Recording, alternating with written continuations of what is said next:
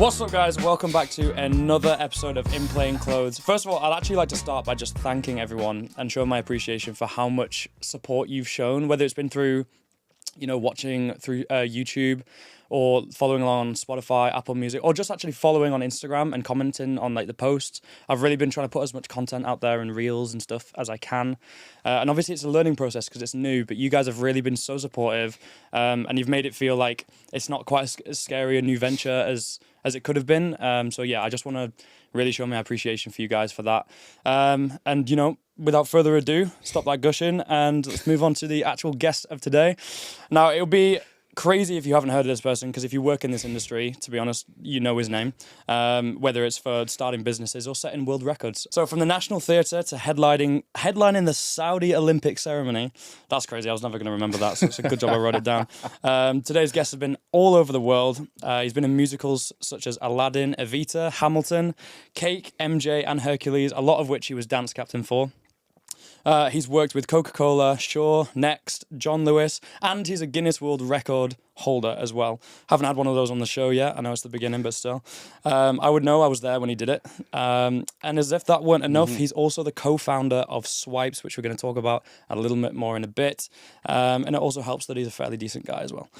So from the West End to Wet Wipes, please welcome Travis Kerry. Bro, pleasure to have you on the show. How you doing, man? That was an intro and a half, man. Wow. Hey, it's not that. I could do that every day. That was insane, mate. It's not.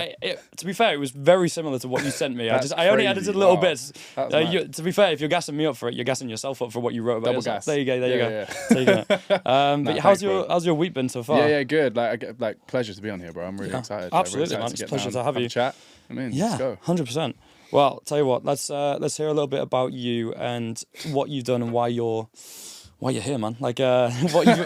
Why are you here? Why are you Why here? Are you here? Who invited you? So obviously, you apparently. So me. You've been around this industry for some time now. Yeah. You tell me about where you came from. What was your upbringing?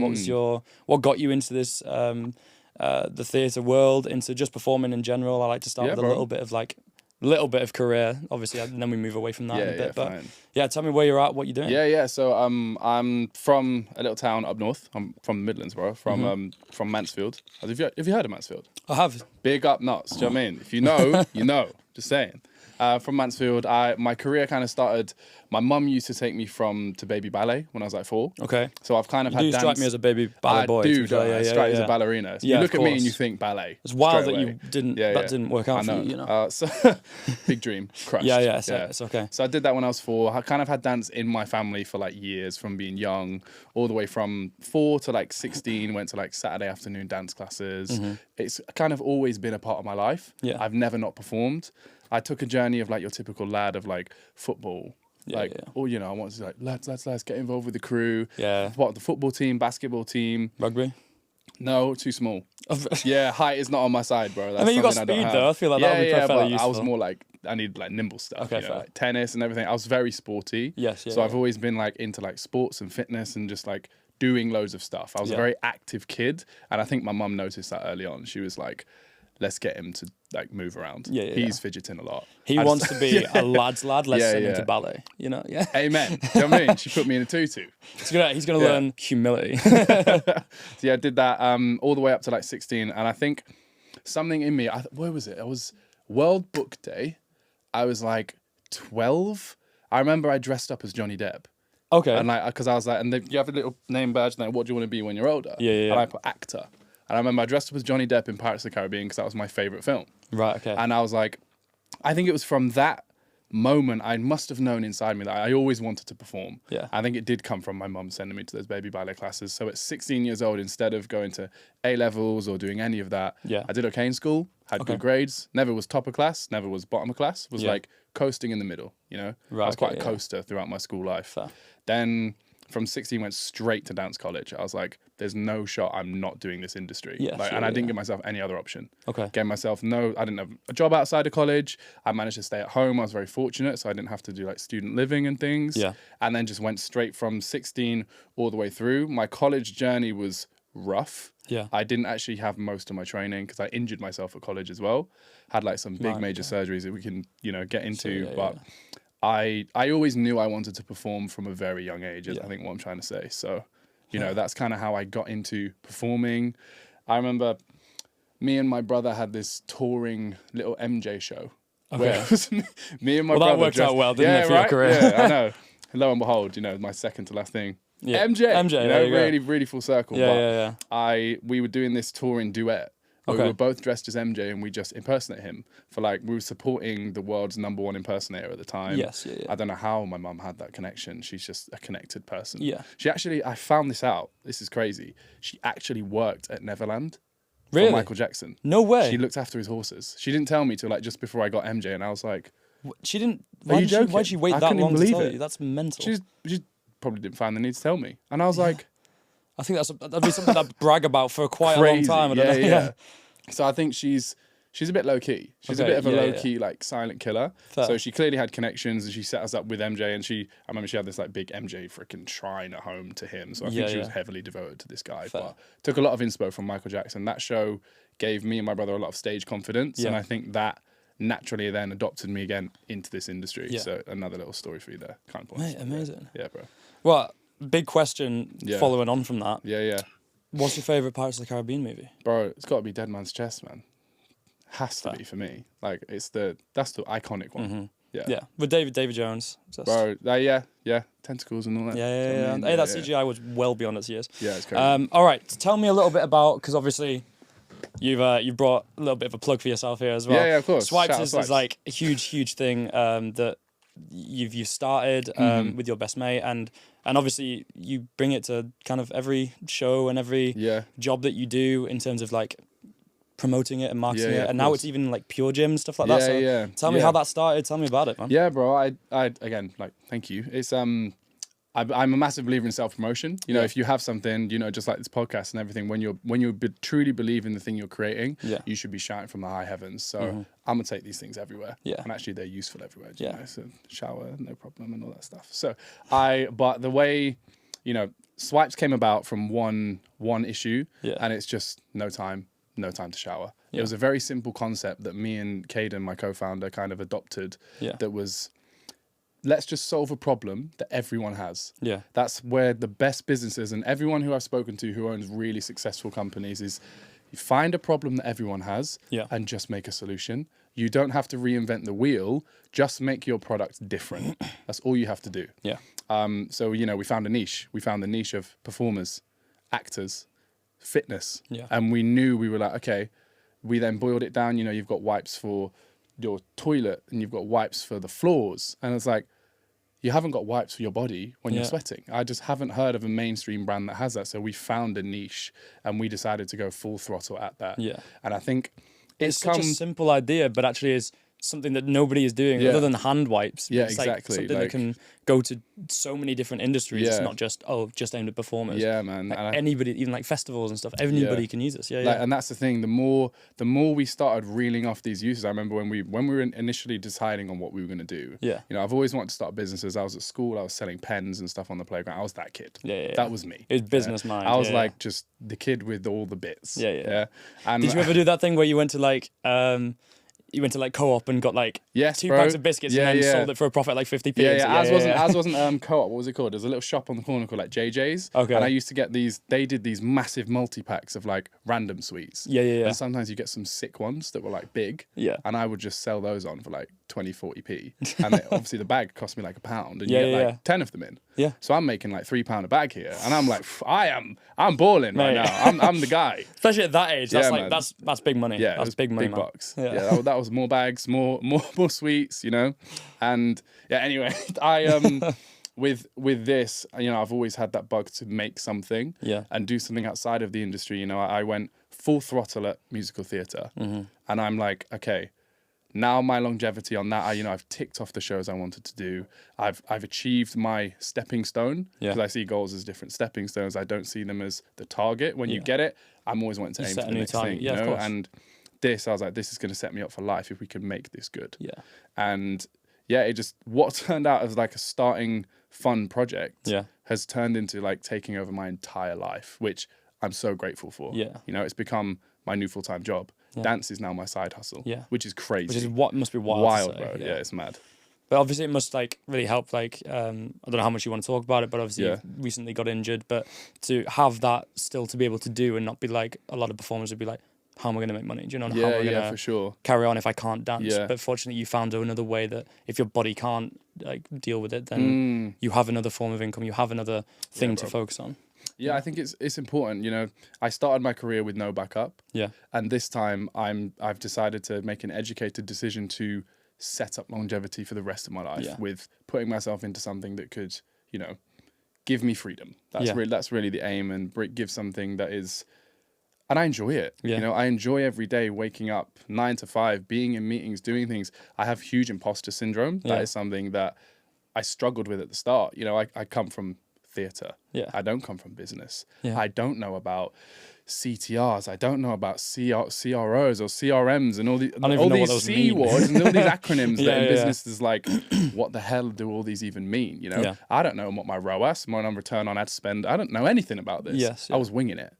But sometimes if you wing it, that's the best outcomes happen because you just learn as you go. You know, people think you have to have everything figured out when you start. No, you just start and go. Yeah, you know, that's the biggest thing. That's exactly it. Anything I've ever done in my life, I've never been ready to do it. And if I'd waited till I was ready, I just never done it. Yeah, 100%. And I think that's what made Swipes so crazy. Yeah. You know, for the first 2 years, it was a slog. Yeah. And it still is a slog, but in a different way. You know, your problems don't go, they grow. Yeah. That's the thing in business. And I think with this, in theatre, it's very linear. You know, you do your audition, you do your same show every week, and you are in a flow. Yeah. And that feels nice. But with business, there's new problems every day. Yeah. You're having to problem solve, and that's what makes your business grow, and that's what makes you as a business owner grow as well. Yeah. And, you know, that's what's taken us from selling 10 a day on Amazon to, you know, partnering with huge gym chains globally with F45. And it's compounding. And that's something that is exciting about owning a company. But you realize it's not what you know, it's who you know. And that really does directly correlate with performing as well. Yeah, it does. It isn't what you know, it's who you know, bro. Like, you know, when you're in audition and you're like, you know someone on the panel, you're like, I've got this in the bag. Yes, You know, when a friend used to walk in when I was auditioning for Hamilton and stuff, I'd be like, he's good. Let's put him. Yeah. Do you know what I mean? It's that. And I think with F45, we got an intro to the CEO from a guy we'd sampled in London. Yeah. Smartly, we decided to sample at the F45 gym in London just on a whim to be like, these fit this thing. And they loved them there, took them on a business trip. CEO picks them up, goes, what the hell are these? We need to get these in every single studio. Done. Like that's it's that crazy thing that you never know what's going to happen. Yeah. You know, and that's where I can relate business to the industry quite a lot. So sometimes quite like right place, right time. Exactly. Yeah, man. Yeah, okay, well, tell everyone where they can actually get them then. Because obviously, if everybody wants to use them, so around North America, right? You can get them on Amazon. You can get them on. You can get them online. You can get them on our Instagram. You can get them on our Shopify, www.swipes.com. Thank you. You can get them in Pure Gym. You can get them in F45. You can get them, honestly, not that many places, but soon to be everywhere. There you go. And DM him a compliment. You might get one for free. All right, well, follow this podcast and I'll give you a pack for free. There you go. I said it now. That's it. Hey, I better get so many followers now. Okay, well, I don't know how you can like improve on that, but you've actually set a Guinness World Record recently. So like, bro, how do you even start like the process of that? Like, where did that come from? You have to kind of just be a bit of a maniac. Yeah. You know, like. Because obviously Swipes wasn't enough work. It wasn't taking enough time. I think I wasn't taking enough of doing 8 shows a week and, you know, building a business and trying to stay fit and, you know, solving life problems and spending time with my family and loved ones and partner and stuff. Even from injuries, it's just... Didn't need that. I just thought, you know what? Let me destroy my body as well at the same time. Yeah, of course. No, I've always loved Guinness World Records since I was young. I've always wanted to be like... I've always wanted to sort of pioneer something and be the first to do anything. That to me, I don't know where that comes from. It's an incessant need for success. Yeah. But it was an obsession, you know, and I've always wanted to have a Guinness World Record. I've always wanted to have something that was unique to me. And I think it really was it started in a selfish thought, but then it really lended itself to, I've connected to a why and why I raised money and why I did it for charity, you know, to support men's mental health, which for me is a huge thing because you change your mind, you can change your life. Yeah. And that is a very big why as to why I did the world record itself. But you just have to be a bit of a psycho, you know, because crawling around for 30 hours, as you know, you were there. Right? Yeah. Like, I wasn't there for the whole thing. Bro, I mean, I had to sleep. Yeah. But when 30 hours. when you're pounding the pavement on your hands and feet, you have to be a bit of a psycho. Yeah. You know, there's no one around you. You can't have a conversation with anyone. Yeah. It's just you and every single step. And to do any kind of record, or anyone who's broke, you know, Kipchoge, who did the marathon, whoever when the first person to break a sub 4 minute mile. Yeah. You know, you've Ross Edgley, who swam around Iceland. These kind of crazy athletes that do the ultimate peak of endurance. Yeah. They're always saying, and they're always like, it's nothing to do with motivation. It's actually just repetition. Yeah. You know, and it's suffering strategically managed.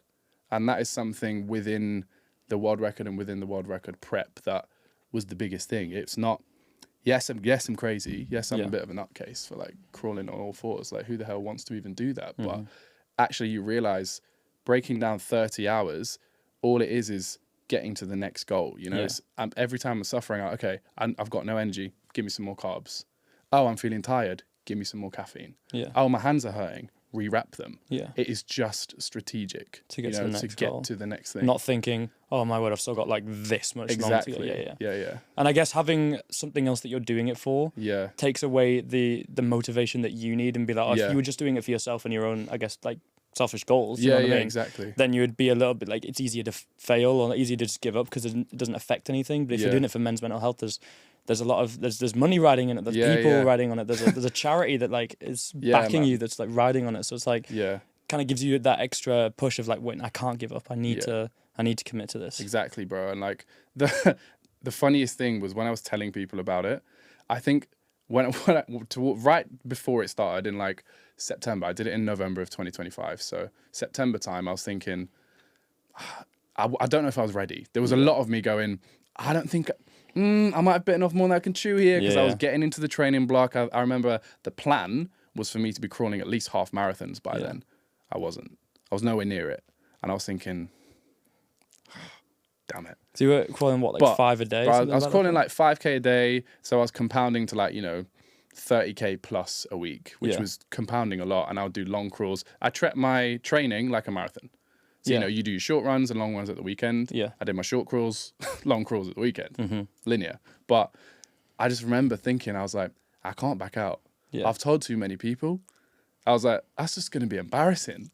Like, if I just say no here, and, I'd already started raising money for the charities, and I couldn't let people down. And that was something throughout the crawl I just kept also remembering. Like you say, it's that little subtle reminder. You have to have a why. Yeah. If you don't have a why, it's empty. Because most of it's mental, isn't it? Exactly. Yeah. And my mum was there and everything. I was like, I just want to make her proud.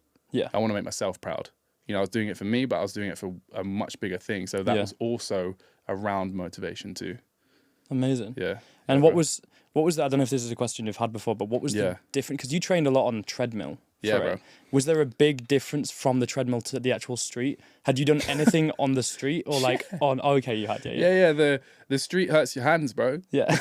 Like crawling on concrete is different to crawling on rubber. Yeah. Like you wear your gloves inside, but when you're outside, you had to have like glove, padding, glove, tape. Yeah. And it was just your hands were like ended up like this thick. Yeah. Of just pure padding. Yeah. Because when you're crawling, yes, you could do about 100 meters, but I remember the first time I crawled outside, I just did it in my normal gym gloves. Yeah. My hands were shredded, bro. They were like blisters, and it stopped me training for like a week. Yeah. And that set me back. So I was like, it's again, suffering strategically managed. I had to figure out a strategy to get to the goal. You have to do that. You can't just be like, well, I'll just do it this way and then come to it and try it. Because if it all goes wrong, then it makes it.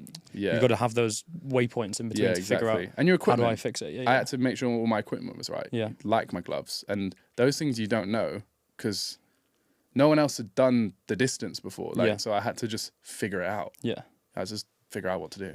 And what was going through your mind like 20 hours in? Because obviously at the beginning you're 20 hours in? It's in the middle of the day, you got the support at the beginning, but when people have left, it's the middle of the night, you're going across like London Bridge or in Hyde Park, whatever it is, at like 3 a.m. with just too close people around you. Like, what's going through your mind at that point? Bro, if I'm real, fuck this.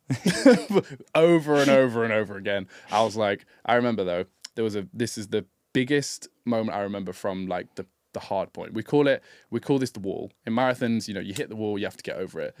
I hit about 4 of them. So the first wall I hit, I remember I was crawling across Tower Bridge, and Charlotte, the trainer, coach, incredible. Charlotte Samaru, shout out, incredible trainer, amazing. She told me to stand up. She could see I was slowing down.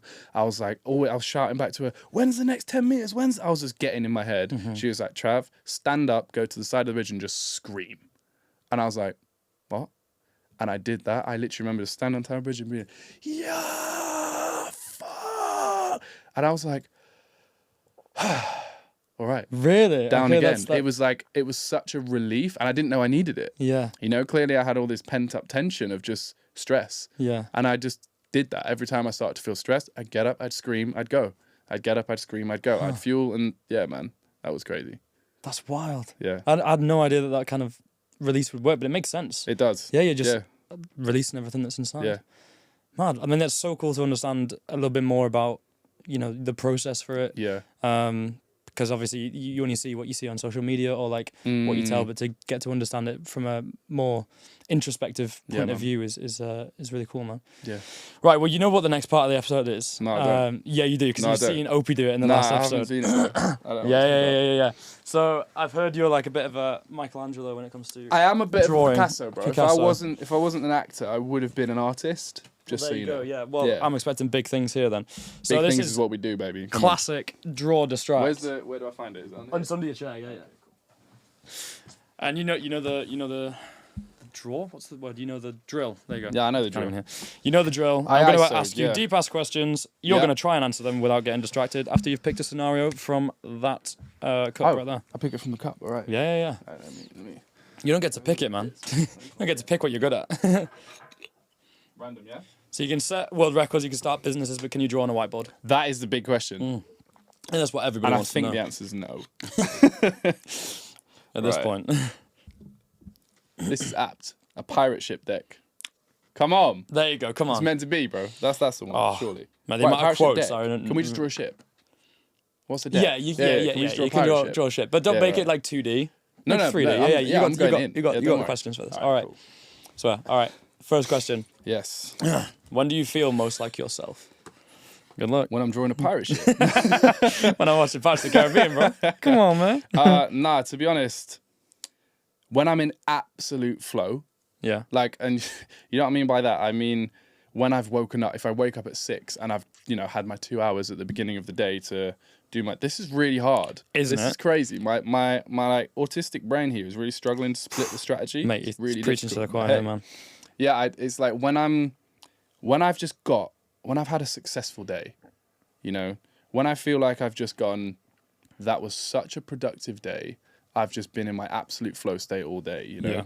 I've woken up at 7, woken up at 6 a.m., whichever day it is. I've trained, I've spent my 2 hours in the morning doing whatever it is, all I need to do for myself. I then go straight into work from 10 till 5. I then train before I go to the show. I do the show. Like when I've had a day that I feel like I can get to the end of the day and I'm exhausted, that feels like a win, you know? That feels good. And then I spend the end of my day with my partner, my friends, or whatever it is socially, and I just go, that was a Trav day, and I feel good. I don't know about you, but whenever I have an intense day, I feel like super accomplished, and then I'm like, oh, you know what? I've earned myself a nice. Or after a few of these days, I've earned myself a nice chill day, and I'll chill, and then in the morning I'm like, and then like an hour into it, I'm like, I feel super lazy. I need to do something. Do you know what I mean? Yeah. I think it's really hard, isn't it, with like laziness and guilt. Yeah. A lot of us, especially if you're a high achiever, if you're a performer, if you do something, you feel guilty for resting. Yeah. Or there's part of you that's like, I should be getting up. I should be David Goggins. Who's going to carry the boats? And just motivation. And it's really important to just take some time to slow down. Yeah. That's really hard. And that has been something, over the last few years I've really been trying to get better at. Yeah. Is stopping. Yeah. It's important to stop as much as it is to go. Yeah. It really matters to put the brakes on, refuel and go again. Because you can't give it everything it needs when you're ready to go if you haven't rested. Exactly. And taken time for yourself in the first place. I'm nailing this shit, by the way. This is actually, I'm struggling with this one because I tried to do the deck and I should have not done the deck. All right. What's something that you learned the hard way? not everyone has got your back. I think, and what do I mean by that? I mean that sometimes, you think people are thinking about you more than they actually are. And you paint this reality that you're number one in everyone's mind, because in your world, nothing exists to you than what you're doing. But I think it was really important to know that everyone's got your best interests at heart, but not everyone has your back. Yeah. So, you really have to sometimes just do things by yourself. And, I remember I was doing this, an audition, and I almost felt like I was set up for failure. This is a big admittance here. I did this TV show called Let It Shine, right, where they were looking for singers. Me, right? Me, bro, it's all me here. Yeah. And I went on. I thought I was giving it like Bruno Mars. I thought I was like the big dog. I was like, how old was I? I was like 17. Come laughing behind the camera. It's killing me. That's rude, You laughing right now is crazy. But I remember that I went on it. Who was Craig David was like vocal coach and stuff, and that was crazy. I was like, okay, I'm about to be big dog here. Yeah. And he was like, you know me, right? I'm not really a riffer. That's not my thing. Like, singing ain't my bag. And I was singing Calvin Harris, Feel So Close to You right now. Right? Yeah. And I remember I was singing it, and I did it clean because I'm like a theater, just did it nice and clean, and he was like, nah, man, let's mix it up, man. Let's mix it up, bro. Let's add a few riffs in there and stuff. I remember he gave me some to do. Yeah. The night before the show, I was practicing. Obviously, not being a talented singer, I was thinking, well, I've got to do these riffs now when I go on this TV show. Is there footage of this, by no idea. I'm gonna have to confirm or deny that information. If I find it, I'm gonna put it in the link in the description. Yeah. And I did the show, and on the day, you have a bit of choreo, you have a bit of a routine that the choreographer's already given you. And he goes, oh, why don't you do like a backflip in your routine as well? And I'm thinking, while singing, great idea. This is sick. I'm like, I'm gonna nail this. Yeah. Bro, I go on this TV show, I sing, I nail the flip. All right, I'm singing, and I'm obviously a little bit just off key, just not really nailing it that much because it's not my thing. And you have to have these 5 gold stars. The stars go, boof, boof. The other 3 don't come up. And I just remember how mortifying that felt. And I was thinking, in my head, I thought, I don't think I was that bad. Yeah. But I was like, sometimes people just don't, I don't know whether it was, the nature of TV or whatever it was, but I just felt like no one in that audition process or whatever that was really wanted me to succeed. Yeah. It was all set up. And from that moment on, I literally thought to myself, like, that really was a catalyst for me just going, right, everything I do, I have to do it from a slightly selfish thing for future me now. Yeah. That was like point number 1. Yeah, that was crazy. I had no idea. How old are you with that? I was like 17, man. 17, man. Yeah, I remember I was wearing this pink like drop. Those old like drop neck tops as well. That from Top Man and stuff. Oh, sorry, man. I don't need to imagine. I'm gonna go search for it. Don't worry. I can't wait to see. Even if it's just the back flip, I'll post that. Yeah, mad. That's sick, man. Okay, what do you value more than now than you used to? Time. Yeah. I think time is our most valuable commodity. Like, it's something that people really take for granted. It's really, people. I was falling into a trap of feeling I was up against time. Everything I was doing, I was pressured for time. I was always running out of time. My to-do list was endless, and that became a constant. But right now, I found a really good place to go. Yeah, there is enough time if you make the space, and I mean that with spending time with family. Making sure you make time for friends, making sure you make time to sleep, making sure you make time to rest. It starts with good sleep, starts with making sure you get 8 hours of sleep. Not everyone can get that. I run quite well off like 6. Sometimes you have to sacrifice things. I see it as 4 different pillars. You've got health, you've got family, you've got like work, and you've got like your own mental like brain, right? Yeah. One of these things is always going to have to be pulled. I think that you can only ever have 3 running at the same time in an optimal place. Yeah. Other than that, you're always going to have to borrow something. You're always borrowing time from your sleep to do more of your to-do list. You're always borrowing more time from your health if you borrow time from your sleep. Yeah. You're always borrowing time from your business if you take time from your family, if you're trying to use the 24 hours in a day. Yeah. But one rule that's really helped me with this thing is the rule of 5. And it's this thing that I go, if it takes less than 5 minutes to do it now. That has helped me so much. If I have a task and it's like doing the dishes, or I just need to write this thing down or send 2 emails, do it now. Yeah. Because otherwise you end up the end of the day feeling overwhelmed with all these small tasks that could just get done. Yeah. That has been a big one for me. That's a really good answer, man. I really like that.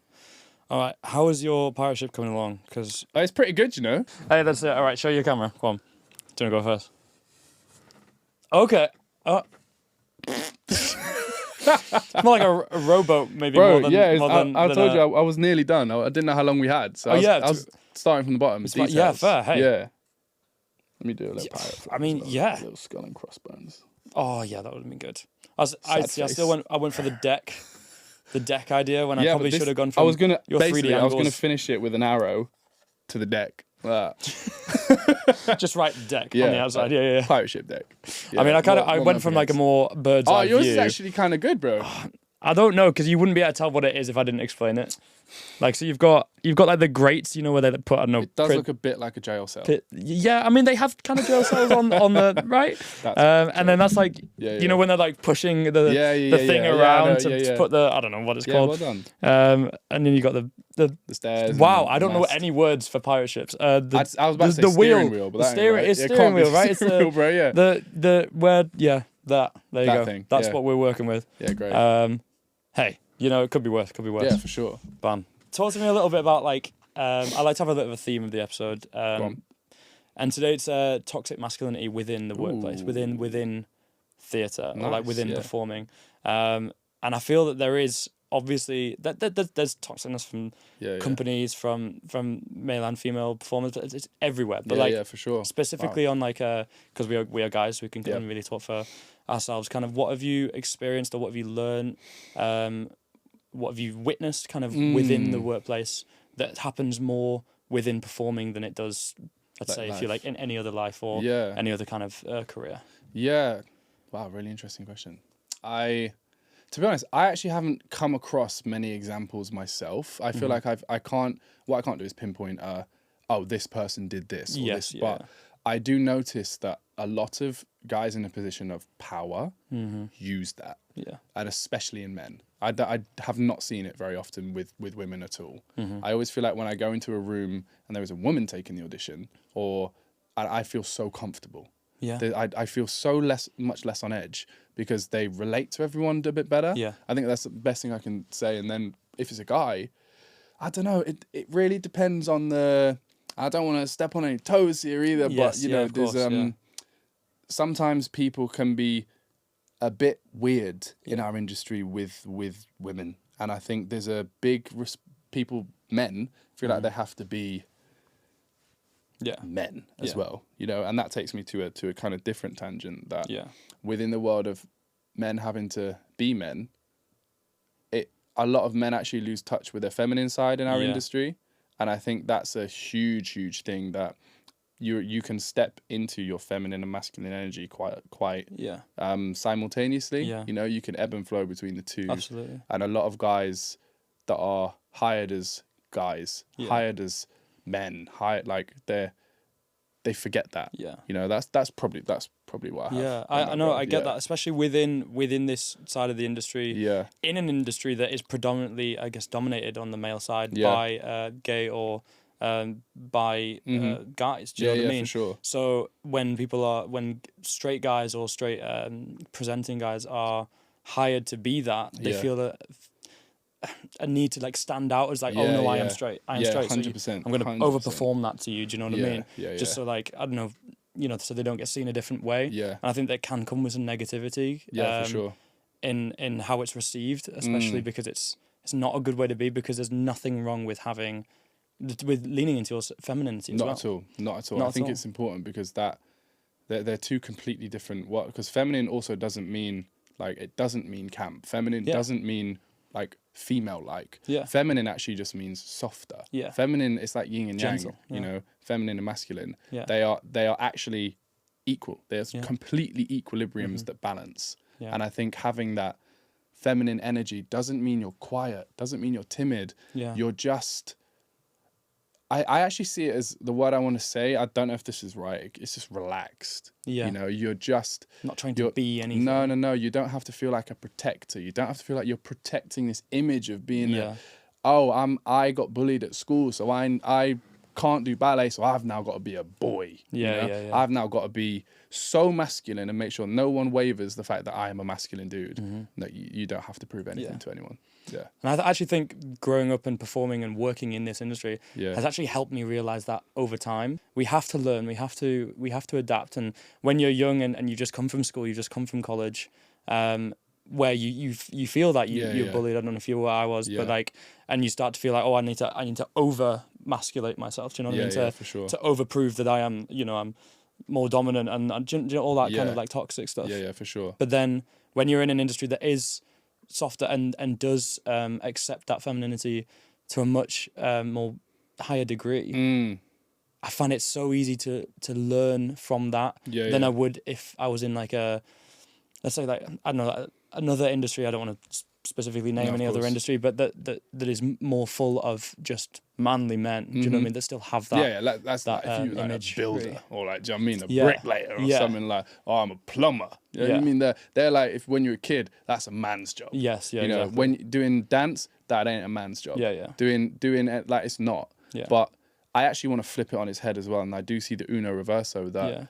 Actually also stepping into that masculine energy is also very important across male, female, non-binary, everyone. That you also have to have a level of resilience that comes with that masculinity that everyone has. You know, it's not necessarily just because you're a straight guy you were bullied. Just because you were this, you were bullied. It's across the board. And again, everyone has to have a balance of that masculine, feminine. And that's, you know, bringing it back to what you're saying about toxic masculinity, that is where sometimes it can go the other way, even in the other sexes. That you just feel like you have to have this bravado and protection over your energy that turns into toxic masculinity, not just in men. Yeah, exactly. Nice, man. Well, I'm going to ask you some quick fire questions now. All right. Not too many, just off the top of your head. Yeah, all right. You ready? You've seen it. You know how it works. All right. I'm prepped. You ready? Yeah. Here we go. Socks on, socks off. Socks off, bro. Let me feel the ground. Right. Yeah. Shower or bath? Ooh. Quick, bro. Shower. Yeah. Pancakes or French toast? Pancakes. Super strength or invisibility? Invisibility. I can rob a bank. Time travel to the past or to the future? The past, because if I see the future, I'll know what's going to come up. Fair. Unlimited money or unlimited free time? Oh, unlimited money, because money can buy you time. Always be 10 minutes early or 10 minutes late? Well, I'm always already 10 minutes late anyway, so 10 minutes early. Fair. Be able to read minds or fly? Fly. I don't want to know what's going on in people's heads. That's invasive. Fair. Yeah.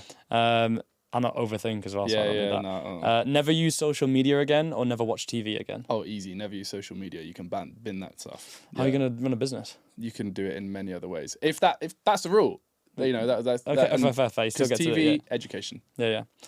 Fame or privacy? Privacy, 100%. Plan everything or go with the flow? Go with the flow. That's my vibe. Loud music or quiet room? Can I have loud music in the quiet room? Yeah, sure. Yeah, definitely quiet room, I think. Okay, yeah. Organised or messy? Organised, 100%. Nice, man. There you go. All right, but just before we go, one last quick question. Have you got like an embarrassing story or your worst audition story? Oh, my days. Yeah, I've got a few, but I'll try and find... Pick the top, the most embarrassing one if you can. Most embarrassing? Yeah, it's annoyingly, it relates to an injury, but it was mortifying. So I was...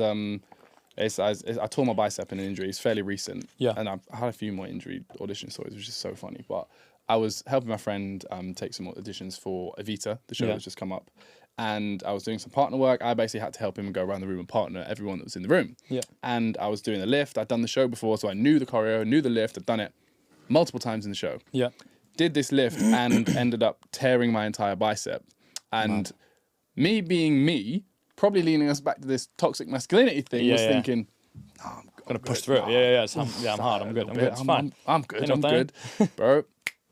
I passed out. I literally passed out in the audition, and I remember there was so many people in the room that I knew, so many friends, like old colleagues. I was like,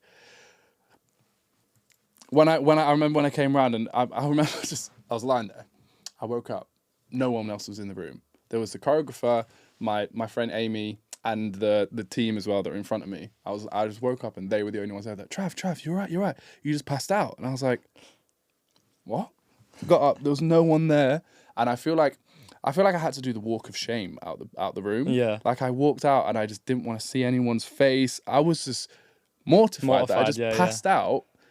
And you didn't know why as well. I'd ruined other people's auditions for me passing out, and I wasn't even auditioning for the damn show. You know, I was like, what the hell? It was so stupid. And I just felt a little bit of secondhand embarrassment there. Fair. Too. Yeah. To be fair, there's so many things like we talked about, like toxic masculinity and that all comes from the brain. It all comes from society and what we want for ourselves. But there is no toxic masculinity in our bodies. If our body says, I don't want to do it, it just doesn't do it. Right, like if you think you can carry on, you can push through. If the body goes, nah, then this game it doesn't listen to your brain. It's just going to go, nah, I don't want to do it. Yeah, it's mad. It is literally mad. Mate, absolute pleasure having you on this show. It's been awesome. I've been wanting to have you on for a bit of time, so it's been awesome to hear a little bit more about you. Appreciate it, man. Good to come out. Like very, very excited. Absolutely, I'm very excited to see the rest of the episodes, man. Yeah, me too. Yeah, I mean, it'll be upset. To be fair, I think this will be going on Sunday. Nice. So this will be the next one on. And as always, guys, make sure to follow on Instagram or wherever you get your podcast. Show your support. We do it on YouTube as well, so you can watch the whole thing. But we appreciate your support and following along. And as always, we'll catch you on the next one. That's right. Thanks, bro.